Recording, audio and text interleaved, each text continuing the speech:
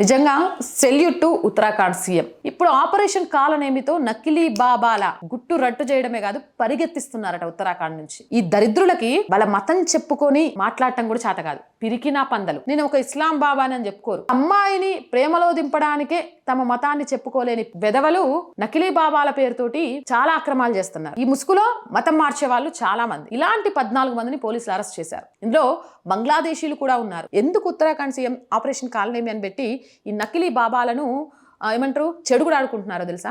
మారీచుడు అనే రాక్షసుడి కుమారుడే కాలనేమి. రామాయణం, భారతం రెండిటిలోనూ కాలనేమి ప్రస్తావన ఉంది. హనుమంతుడు సంజీవిని తీసుకోకుండా సాధువుగా వేషం వేసుకొని అడ్డుపడ్డాడు. ఆ తర్వాత అతను మహాభారతంలో శ్రీకృష్ణుడి మామ అయిన కంసుడిగా పునర్జన్మ పొందాడు. మహాభారతంలో శ్రీకృష్ణుడి మామ అయిన కంసుడిగా పునర్జన్మ పొందినవాడే ఈ కాలనేమి. ఇలాంటి ఆపరేషన్ కాలనేమి ఇలాంటివి ప్రతి స్టేట్లో రావాలి. ఇలా అక్రమంగా బాబాల ముసుగులో మత మార్పిడి చేస్తూ తప్పుడు పేర్లతోటి ప్రజలను తప్పుదారి పట్టిస్తున్న ప్రతి ఒక్కరిని కటకటాల పాలు చేసుకుంటూ పారిపోయేలాగా చేయాలి.